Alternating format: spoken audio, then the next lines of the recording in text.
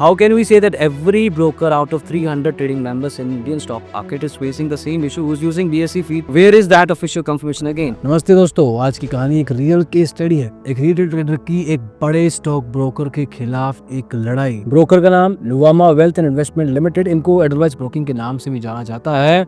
Issue क्या था? Technical glitch. इस केस में हमने रिटेल ट्रेडर की तरफ से केस को रिप्रेजेंट किया और सामने नुवामा की पूरी लीगल टीम थी। टेंशन हाई था क्योंकि ग्लिच के दिन क्लाइंट तब ट्रेड्स प्लेस कर रहा था तो पोजीशंस लाइव मार्केट में इनविजिबल हो गई। स्क्वायर ऑफ करने का कंट्रोल चला गया और एंड रिजल्ट में 6,61,618 रुपए का नुकसान हुआ था। अब यहाँ एक इम्पॉर्टेंट फ्रेमवर्क समझना जरूरी है। IBT, internet based trading. इसके अलावा और भी डॉक्यूमेंटेशन या जो भी ऐसी फ्रेमवर्क की चीज़ें होती हैं जो आपको समझनी ज़रूरी है वो भी बात करेंगे। लेकिन IBT क्या होता है? अब इसके मुताबिक ब्रोकर या कोई भी मार्केट पार्टिसिपेंट कभी भी किसी टेक्निकल ग्लिच के कारण रिटेल ट्रेडर्स का नुकसान करवा देता है तो उसकी जिम्मेदारी नहीं होती है। अब ग्लिच का लैप्स टेक्नोलॉजी के कारण होता है और टेक्नोलॉजी पे 100% डिपेंड नहीं किया जा सकता और यही सब कुछ IBT क्लॉज में आता है, जो कि हम और आप लोग ब्रोकर के साथ डीमैट अकाउंट में जब अकाउंट खोलते हैं तो साइन करके KYC जब करते हैं तो उसमें एक क्लोज के साथ एक्सेप्टेंस देते हैं। लेकिन इसी IBT क्लॉज में ब्रोकर के लिए कुछ जिम्मेदारियां बांधी जाती हैं। ऐसा नहीं है कि एक वन वे ट्रैफिक या वन वे रोड है। आपको अपना प्लेटफॉर्म रोबस्ट करके रखना है। ग्लिच या इंसिडेंट होते ही तुरंत क्लाइंट को अलर्ट करना है। ऑल्टरनेट ऑर्डर चैनल अवेलेबल रखें, फोन कॉल्स या अगर मोबाइल पे हुआ है तो वेब प्लेटफॉर्म, और ऑर्डर ट्रेड लॉग्स और सिस्टम रिकॉर्ड्स का प्रिजर्वेशन रख के एक्सचेंज को RCA root cause analysis provide करें। और सिर्फ डिस्क्लेमर या RDD ये भी बातें आगे चल के करेंगे। अब हमारे केस में टाइमलाइन क्लियर थी, पोजीशंस गायब थी, अलर्ट बाद में आया और ब्रोकर के पास एक्सचेंज साइड मतलब जो भी ये BSE का ग्लिच कह रहे थे उसका कोई कंक्रीट सबूत नहीं था। हमने इन्वेस्टिगेशंस में टाइम स्टैम्प्स, प्लेटफॉर्म बिहेवियर और ड्यूटी ऑफ केयर पर फोकस किया और वहीं मिला हमें हमारा टर्निंग पॉइंट। रिजल्ट क्या हुआ? आर्बिट्रेटर जो कि सेबी की तरफ से, एक्सचेंज की तरफ से अपॉइंट किए जाते हैं, उन्होंने पूरा क्लेम अलाउ किया। 6,61,000 100% रिकवरी मिली। इस वीडियो में हम आपको स्टेप बाय स्टेप दिखाएंगे कि हमने कैसे ब्रोकर के इस BSE ग्लिच वाले नैरेटिव को टाइमलाइंस और रेगुलेटरी ड्यूटी से टेस्ट करवाया, उसका सामना करवाया और कैसे एक केस क्लाइंट के फेवर में टर्न हुआ। Let's get started. तो दोस्तों सबसे पहले आपको सीधा उसी दिन ले चलते हैं जहां पे ये ग्लिच हो रहा था। 12 जुलाई 2024 समय था सुबह के 10:30 से 11:30 बजे के बीच का। हमारे क्लाइंट, जिनका नाम असली नाम हम बताएंगे नहीं लेकिन मान लेते हैं इस वीडियो में हम उनको हर्ष के नाम से संबोधित करेंगे। तो हर्ष ने BSE के F&O सेगमेंट में ट्रेड प्लेस की अपने ब्रोकर नुवामा या अदरवाइज ब्रोकिंग की मोबाइल ट्रेडिंग ऐप का इस्तेमाल करते हुए। और वहीं से शुरू होती है असली कहानी, क्योंकि जब मार्केट में मूवमेंट था तभी ऐप ने क्रिटिकल टेक्निकल ग्लिच दिखाया। सारे एक्टिव पोजीशन स्क्रीन से गायब हो गए। अब सोचो जरा, लाखों रुपए की ओपन पोजीशन चल रही है, पैसा लगा हुआ है और ट्रेडर को खुद अपने ट्रेड्स दिख नहीं रहे, तो नेचुरली इस केस में हर्ष ने पोजीशंस को मॉनिटर करने की कोई डायरेक्शन ही नहीं मिली। और सबसे बुरा तब हुआ जब सिस्टम ने अपने आप उन पोजीशंस को गलत अनफेवरेबल प्राइसेस पे स्क्वायर ऑफ कर दिया। अब इस केस में हर्ष ने एक अवेयर क्लाइंट की तरह बिहेव करने की पूरी कोशिश की। तुरंत ब्रोकर को कांटेक्ट किया, ईमेल किया, एक रिटन एविडेंस क्रिएट किया। ये एक समझदारी वाला स्टेप था। अब ब्रोकर ने भी पहले एक्नॉलेज कर दिया जब कस्टमर सपोर्ट ने लिख के दे दिया, हाँ जी ग्लिच तो हुआ है, लेकिन जवाब में दिखा कि ग्लिच है but it was a BSE glitch. ये एक्सचेंज की तरफ फिंगर पॉइंटिंग शुरू हो गई थी शुरुआत में ही। अभी यही वो पॉइंट था जहां से पूरा डिस्प्यूट शुरू होता है। क्या सच में BSE का ग्लिच था? क्या ब्रोकर की कोई जिम्मेवारी नहीं थी? या यही सवाल लेकर हम सभी प्रोसीडिंग्स और एस्केलेशन मैट्रिक्स का फॉलो करते हुए पहुंच गए आर्बिट्रेशन के दरवाजे। अब यहाँ तक का केस का आइडिया आपको हो गया है कि क्या चल रहा था। पहले सुनते हैं कि ब्रोकर ने अपना क्या पक्ष रखा। उनका पहला स्टैंस बड़ा ही क्लियर था कि हम हर्ष जी की हर एक एलिगेशन को एक्सेप्ट करते ही नहीं। मतलब सबसे पहले ज्यादातर जो ब्रोकर इंटरमीडियरीज होती हैं वो सबसे पहले रिजेक्ट ही करती हैं। उन्होंने कहा कि पूरा का पूरा claim gross misuse of process है। उनका कहना है कि क्लाइंट ने खुद उनका ऑनलाइन ट्रेडिंग प्लेटफॉर्म चूज किया था, अकाउंट ओपनिंग के टाइम पे सारे एग्रीमेंट दिए थे, पॉलिसी साइन की थी, KYC किया था, ऑथराइजेशंस दिए थे, रिस्क डिस्क्लोजर डॉक्यूमेंट RDD। तो समझ लेते हैं क्योंकि बार बार आ रहा है ये RDD। बेसिकली जब आप ट्रेडिंग अकाउंट खोलते हो ना तो ब्रोकर आपसे एक साइन करवाता है, एक अलग से साइन करवाता है। वो RDD साइन होता है, इसमें लिखा होता है कि मार्केट वोलेटाइल है, प्राइस ऊपर नीचे होंगे और आपको अपने रिस्क के हिसाब से ट्रेड करनी है। मतलब अगर मार्केट में लॉस हो गया तो वो नॉर्मल मार्केट रिस्क माना जाएगा, ब्रोकर उसके लिए कोई जिम्मेवारी नहीं लेगा। अब आते हैं नुवामा के डिफेंस के ऊपर कि किस तरह से उन्होंने आरडीडी को अपने केस में घुसाने की कोशिश की और किस तरह से हमने उसको वापस से फेंका। सीधा सीधा कहना था नुवामा का कि 12 जुलाई 2024 को उनके मोबाइल ऐप में कोई ग्लिच था ही नहीं, ग्लिच हुआ था बीएससी में, और ये प्रूफ दिखाने की जिम्मेवारी तो क्लाइंट की है। मतलब हर चीज बताएंगे कि ऐप में फॉल्ट था तो इनके पास कोई सबूत होगा तो पेश कीजिए कि हमारे ऐप में ग्लिच हुआ था, हम तो कह रहे हैं कि ग्लिच ही नहीं है। तो नुवामा ने कहा कि जैसे ही उन्होंने इशू नोटिस किया, मतलब इशू था लेकिन ऐप ग्लिच नुवामा के में नहीं था, तो उन्होंने अपने ऐप में एक कॉशनरी अलर्ट डिस्प्ले करवा दिया और सिर्फ हर चीज को नहीं, सभी क्लाइंट्स को उस पर लिखा था कि ये बीएससी के एंड पे इशू चल रहा है, क्लाइंट्स केयरफुली ट्रेड करें। उन्होंने ये भी कहा कि उन्होंने तुरंत बीएससी को इन्फॉर्म भी कर दिया कि आपके बीएफओ सेगमेंट में ऑर्डर कंफर्मेशन का इशू हो रहा है, और मार्च 2025 तक वो बीएससी के साथ इशू को उठाते भी रहे।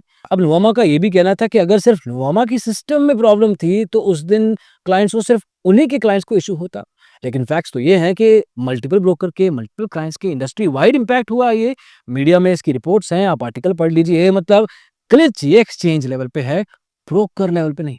और अंत में नुवामा ने दिखाया वही आरडीडी डॉक्यूमेंट, कहा कि क्लाइंट ने अकाउंट खोलते वक्त साइन किया है। उनका ये भी कहना है कि क्लाइंट के लॉसेस सिर्फ इसलिए हुए क्योंकि क्लाइंट ने ट्रेडिंग कंटिन्यू किया डिस्पाइट वार्निंग्स। अगर उस दिन प्रॉफिट होता है तो कंप्लेंट आती ही नहीं, लॉस होने पर ही आर्बिट्रेशन तक बात पहुंची है।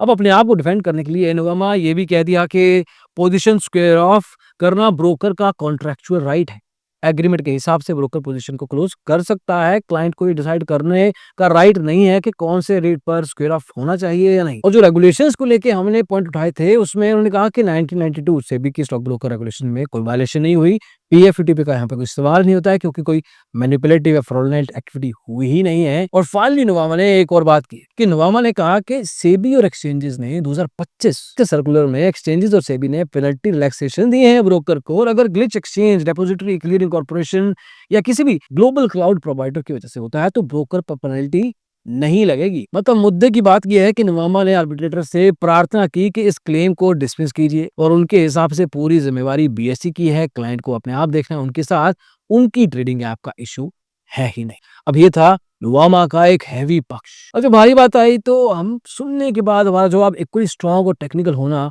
लाजमी था, रिस्पॉन्सिबिलिटी थोड़ी और बढ़ गई थी। तो हमने अपने आर्गुमेंट से उसी हिसाब से स्ट्रक्चर किया जिससे फैक्ट्स, प्रूफ्स, नैरेटिव्स को एक साथ समझना आसान हो। ये जरूरी था कि हमारे सभी आर्गुमेंट्स को रेगुलेटरी बैकअप मिले, ऐसे हवा में बात ना हो। There is no RCA being done by us because there is no glitch. One point they are saying that there is IBT clause. Other point they are saying that there is no technical glitch. So on what basis are they raising the IBT clause when they are saying that there is no technical glitch in the first place? So they are contradicting themselves in their SOD. So the notification that they are saying is shown on the Novama's app.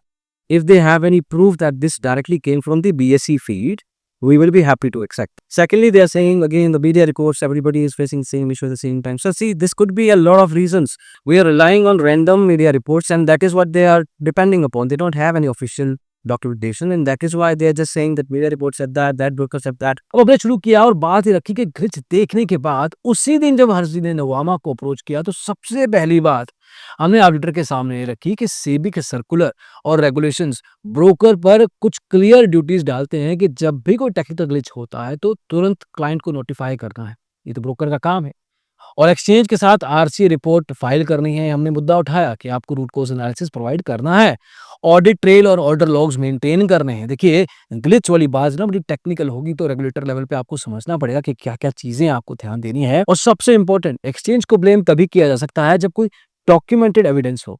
और जहां तक regulations की बात है तो सेबी की regulation है 1992 की 18H सबसेक्शन 2 क्लियरली कहता है कि अगर ब्रोकर को कोई सस्पिशियस एक्टिविटी या सिस्टम फेलियर मिले तो 48 घंटे के अंदर एक्सचेंज को उसको रिपोर्ट करना पड़ेगा। नुवामा ने इनमें से एक भी ड्यूटी फुलफिल नहीं की है, कोई टाइमली आरसीए नहीं किया है, कोई एक्सचेंज को ऑफिशियल रिस्पॉन्स फॉरवर्ड नहीं किया है और ना ही क्लाइंट को तुरंत अलर्ट किया। हमने एक और फैक्ट प्लेस किया, हमारे क्लाइंट ने जब से अकाउंट खोला था हर्षी ने 6,80,000 रुपए से ज्यादा की ब्रोकरेज दी थी। मतलब एक हाई वैल्यू लॉयल क्लाइंट है, काफी समय से अकाउंट खोल के रखा है। लेकिन सबसे जरूरी था कि इस मुश्किल के समय पे इनको कोई प्रायोरिटी सर्विस नहीं मिली, कोई प्रोएक्टिव अपडेट नहीं मिला, कोई एस्केलेशन पाथवे नहीं था कि पहले आप इनसे बात कीजिए, उनसे कीजिए, सिर्फ एक ईमेल का रिस्पॉन्स आ रहा है। हम आर्बिट्रेशन तक आ चुके हैं, लेकिन इससे पहले 5 तरह के स्टेप होते हैं, उसमें भी कोई गुडविल रेज़ोल्यूशन के आपस में ही क्लाइंट के साथ एक गुडविल जेस्चर के तौर पे केस को निपटा दिया जाए, कुछ नहीं था।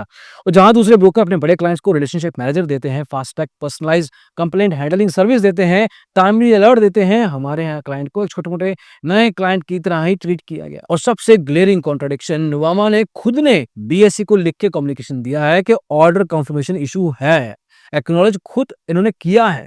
और अगला पॉइंट, नुवामा का कहना है कि नोटिफिकेशन भेजा गया था। अरे सर, आप टाइम तो देख लीजिए, कितने बजे भेजा है, ग्लिच कितने बजे है। 10:50 से लेके 11:30 के बीच का जो ग्लिच का समय चल रहा था, उससे भी कम इनफैक्ट। और आपका जो नोटिफिकेशन आता है जिसपे बीएससी का इशू लिखा है पेनल्टी, वो 11:32 पे आ रहा। मतलब अलर्ट तो ग्लिच के खत्म होने के बाद आया, मतलब जब नुकसान हो चुका था तो रियल टाइम अलर्ट तो था ही नहीं। और फिर उन्होंने आरडीडी मतलब रिस्क डिस्क्लोजर डॉक्यूमेंट को अपनी शील्ड बनाने की कोशिश की।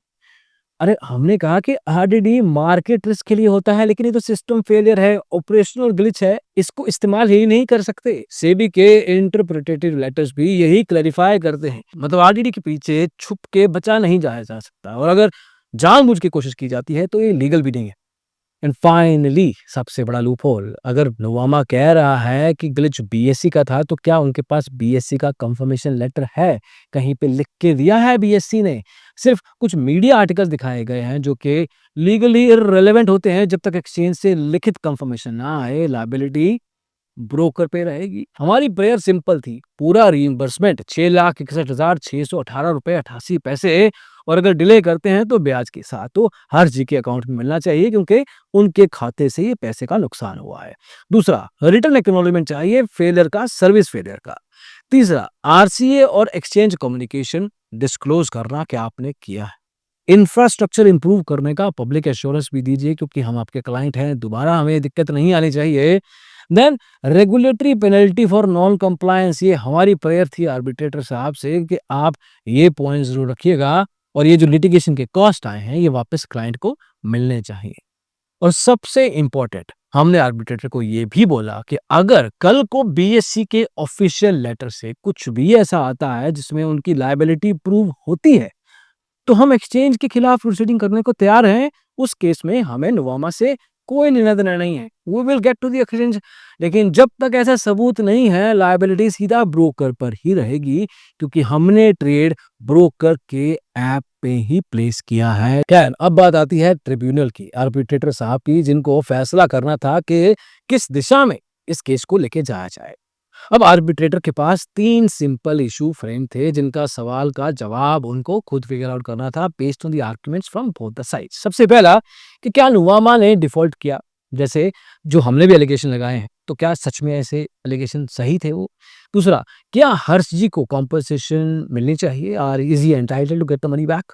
तीसरा, और अगर है वो एंटाइटल्ड, तो वो कॉम्पनसेशन की वैल्यू क्या होगी, कितना अवार्ड मिलना चाहिए? सबसे पहला इशू, ट्रिब्यूनल ने दोनों साइड की प्लीडिंग्स को, एविडेंसेस को, और जुलाई 15, 2025 की वर्चुअल हियरिंग के आर्गुमेंट्स देखे, और यहाँ एक चीज सेंट्रल बन गई, सामने आ गई। मतलब यहाँ पे फोकस हो गया एक चीज का, क्या कि सेबी का एक सर्कुलर है जो क्या कहता है, 9 अगस्त 2024 का सर्कुलर है। वो कहता है कि इसमें ब्रोकर्स के ऊपर क्लियर ड्यूटी रखी गई है कि आपको रियल टाइम नोटिफिकेशन देने हैं, आरसीए फाइलिंग करनी है, क्लाइंट के ट्रेड्स का विजिबिलिटी इंश्योर करना है। ये रिसेंटली आया था, और ये इस मामले में सेबी ने बहुत अच्छा काम किया है, और ये डॉक्यूमेंटेशन हमने अपने केस को बनाने के टाइम पे लगाई थी। अब नुवामा का डिफेंस था कि उन्होंने एक अलर्ट कॉशनरी वार्निंग भेजा था, लेकिन ट्रिब्यूनल ने ध्यान से टाइम स्टैम्प देखा कि 11:32 पे है, जो कि हमने अपने आर्गुमेंट में बताया था। ग्लिच का विंडो 10:50 से 11:30 का था, मतलब जब तक अलर्ट आया नुकसान हो चुका था। अब ट्रिब्यूनल ने यह भी नोट किया कि क्लाइंट ने तुरंत ईमेल भेजा है, मतलब he was very aware as a client of the situation what really was going on, और नुवामा ने एक्नॉलेज भी किया ग्लिच था। फिर भी नुवामा ने बीएससी से, इतना समय हो गया, 3-4 महीने हो चुके थे उस इशू को तब तक जब हम आर्बिट्रेशन में बैठे थे, कि कोई भी ऑफिशियल डॉक्यूमेंटेशन या कॉरेस्पॉन्डेंस का प्रूफ नहीं मिला पाए। मतलब इशू नंबर 1 का, जो कि क्या नुवामा ने डिफॉल्ट किया था जैसे कि हमने एलिगेशन लगाए थे, तो उसका जवाब मिल गया। उसका आंसर था जी हाँ, डिफॉल्ट तो हुआ है। खैर फिर आया इशू नंबर 2। ट्रिब्यूनल ने देखा कि क्लाइंट ने उस दिन के अपने ट्रेडिंग अकाउंट्स के डॉक्यूमेंट्स और डेटा शीट्स प्रोड्यूस किए थे। प्रूफ था, मतलब हम पूरी तैयारी के साथ गए थे। प्रूफ था कि ग्लिच की वजह से उनके सारे पोजीशंस ऑटोमेटिकली स्क्वेयर ऑफ हुए और टोटल लॉस हुआ था 6,61,618 रुपए 88 पैसे का। अब ट्रिब्यूनल का रीजनिंग सिंपल था, चाहे ग्लिच बीएससी का था या नहीं था, नोवामा का ड्यूटी था कि क्लाइंट को तुरंत बताए, समय रहते बताए। अगर टाइमली अलर्ट मिलता तो क्लाइंट फर्दर ऑर्डर नहीं प्लेस करता और प्रिकॉशन ले लेता, because we knew that the client was alert enough. He sent that email at that point in time to Nuvama. अब ये इन्फॉर्म ना करके ब्रोकर ने क्लाइंट को ब्लाइंड छोड़ दिया और वहीं से लॉस शुरू हुआ। मतलब इशू नंबर 2 का आंसर, सवाल क्या था कि कॉम्पनसेशन मिलना चाहिए या नहीं, उसका जवाब मिल गया कि client is entitled to compensation. और अब आया सबसे इंपॉर्टेंट इशू नंबर 3 के अगर अवार्ड मिलेगा आर्बिट्रेशन का, कितने पैसे का मिलना चाहिए। कॉम्पनसेशन तो तय हो चुकी है कि होगी, लेकिन कितनी। अब इसका जवाब ट्रिब्यूनल ने अपने फाइनल डिसीजन में देना होता है। ट्रिब्यूनल ने सारे फैक्ट्स, सर्कमस्टेंसेस, एविडेंस, आर्ग्यूमेंट्स देखने के बाद ये फैसला किया कि क्लाइंट का क्लेम पूरा 6,61,618.88 उनको मिलना चाहिए। ये पूरा का पूरा क्लेम अलाउ किया जाता है। नोवामा को डायरेक्ट किया गया कि ये अमाउंट 4 हफ्ते के अंदर क्लियर क्लाइंट को अकाउंट में क्रेडिट हो जाना चाहिए। और अगर नोवामा ने 4 हफ्ते के अंदर ऐसा पैसा क्लियर नहीं किया, क्रेडिट नहीं किया, तो उसको नोवामा को इस अमाउंट पे 12% पर ईयर के हिसाब से ब्याज देना होगा जब तक पैसा रियलाइज ना हो जाए। मतलब सीधे शब्दों में कहा जाए दोस्तों कि हमारा इस रिटेल ट्रेडर का पूरा लॉस रिकवर हुआ और ब्रोकर डिले करेगा तो उन्हें इंटरेस्ट के साथ पैसा देना पड़ेगा। ये भी समझना जरूरी है। ये केस एक प्रेसिडेंट है, एक कि ब्रोकर चाहे ब्लेम एक्सचेंज पे डाले या आरडीडी डॉक्यूमेंट के पीछे छुपे या आईबीटी क्लॉज ले आए। हमने ये भी कहा कि आईबीटी क्लॉज का इस्तेमाल अगर करते हैं आप, तो आप क्या एक्सेप्ट करेंगे कि आपने एक्चुअल में इंटरनेट बेस्ड ट्रेडिंग में ग्लिच सहा है। तो अगर आप एक्सेप्ट करेंगे तो आप वहां पे भी फंसते हैं। ट्रेडिंग दोस्तों एक रिस्क है, लेकिन system failure, broker negligence, market risk नहीं होते, ये कंप्लायंस फेलियर होते हैं। और सेबी की रेगुलेशन इस बात को बहुत क्लियरली प्रोटेक्ट करती है, आपको बचा के रखती है। इसलिए अगर आपको भी कभी ऐसा ग्लिच फेस करना पड़े, हर कम्युनिकेशन को रिकॉर्ड रखिए, screenshots. Eight that point in time बड़ा मुश्किल होता है याद रखना इन चीजों को, बट कोशिश कीजिए तुरंत एक्सचेंज और सेबी को एस्केलेट कीजिए और जरूरत पड़े तो आर्बिट्रेशन तक जाइए, क्योंकि इन्वेस्टर्स के राइट कागज पे नहीं, कोर्ट रूम में, आर्बिट्रेशन रूम में भी डिफेंड किए जा सकते हैं। अभी के लिए दोस्तों इस वीडियो में इतना ही। अगली वीडियो में जल्दी ही मिलेंगे। इस वीडियो को देखने के लिए बहुत बहुत शुक्रिया।